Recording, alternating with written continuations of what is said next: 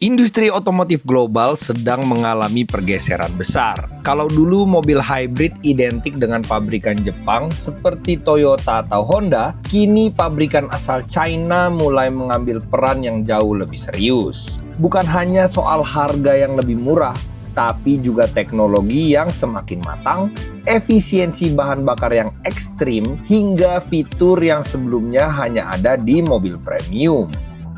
Di Indonesia sendiri, tren ini mulai terasa. Beberapa brand seperti Chery, Geely, hingga Great Wall Motors mulai masuk dan langsung bermain di segmen hybrid.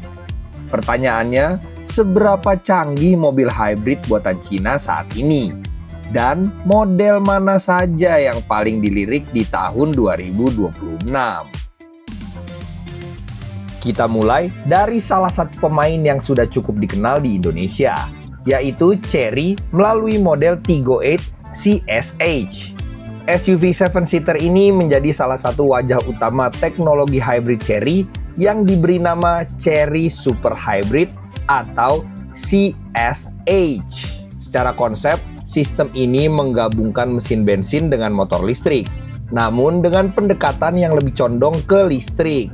Artinya, dalam kondisi tertentu, mobil bisa berjalan lebih banyak menggunakan tenaga listrik dibanding bensin. Dari segi performa, Tiggo 8 CSH mengusung mesin 1,5 liter turbo yang dipadukan dengan motor listrik. Kombinasi ini menghasilkan tenaga yang cukup responsif untuk ukuran SUV keluarga.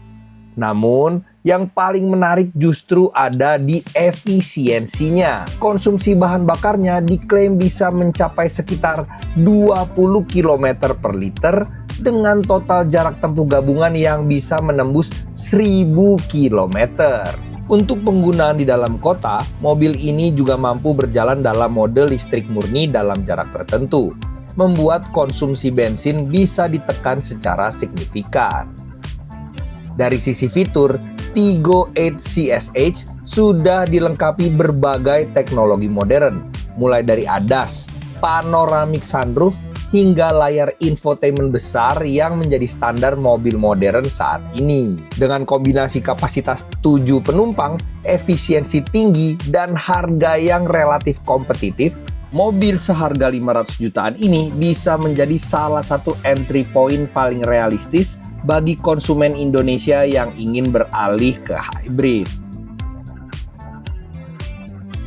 Masih dari Chery, kita beralih ke model yang lebih sporty, yaitu Chery C5 CSH. Berbeda dengan Tiggo 8 yang berfokus pada keluarga, C5 hadir dengan karakter yang lebih dinamis. Mobil ini menggunakan generasi terbaru dari sistem hybrid Chery yang menawarkan keseimbangan antara performa dan efisiensi. Akselerasi dari 0 ke 100 km per jam diklaim berada di angka sekitar 7,7 detik saja. Angka ini tergolong cepat untuk mobil hybrid di kelasnya. Bahkan bisa menyaingi beberapa SUV bermesin konvensional. Di sisi lain, efisiensi tetap menjadi nilai jual utama. Konsumsi bahan bakarnya berada di kisaran 20 km per liter dengan total jarak tempuh lebih dari 1000 km. Artinya, mobil ini tidak hanya cepat, tapi juga tetap hemat. Desainnya juga lebih modern dan agresif, menyasar pengguna yang menginginkan mobil hybrid tanpa kehilangan unsur gaya dan performa. C5 CSH menunjukkan bahwa mobil hybrid tidak lagi identik dengan kendaraan yang membosankan, tetapi juga bisa fun to drive. Harganya juga lebih murah dibanding Tiggo 8. Satu unit C5 CSH dibanderol 400 jutaan rupiah. Lumayan lebih murah 100 juta dibandingin Tiggo 8. Selanjutnya datang dari Geely lewat model Starray EM-i. Ini adalah salah satu mobil hybrid paling menarik dari sisi teknologi. Geely mengembangkan sistem hybrid yang tidak hanya efisien, tapi juga didukung oleh kecerdasan buatan atau AI. Sistem ini mampu mengatur distribusi tenaga antara mesin bensin dan motor listrik secara real time, tergantung kondisi jalan, kecepatan, hingga gaya berkendara pengemudi. Hasilnya sangat impresif. Konsumsi bahan bakarnya diklaim bisa mencapai 2,2 liter per 100 km dalam kondisi tertentu. Angka yang sangat sulit dicapai oleh mobil konvensional. Selain itu, Starray juga menawarkan kabin modern dengan sistem infotainment canggih serta fitur keselamatan yang lengkap. Model ini menjadi bukti bahwa hybrid China tidak hanya mengejar harga murah, tapi juga inovasi teknologi yang serius. Untuk harga, per Mei 2026 adalah Rp499 juta on the road Jakarta untuk varian PHEV.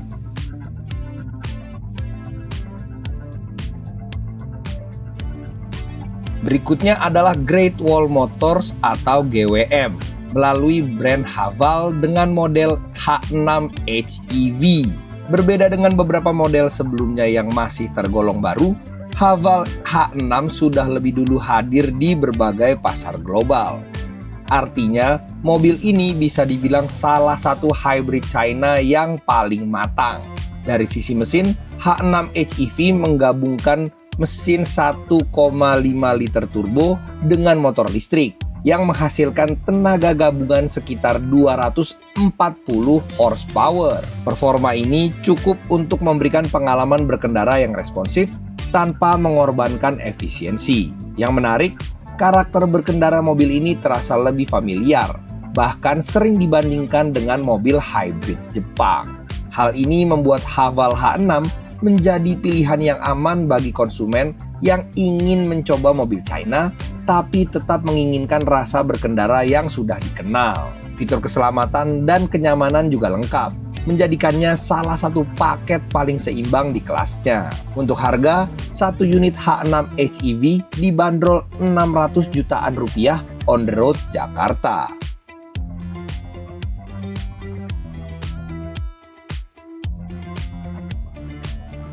Terakhir, kita melihat model dari brand yang lebih premium, yaitu Jayco J7 SHS yang masih berada di bawah naungan Chery. Jayco diposisikan sebagai brand dengan pendekatan lebih mewah, baik dari segi desain maupun fitur.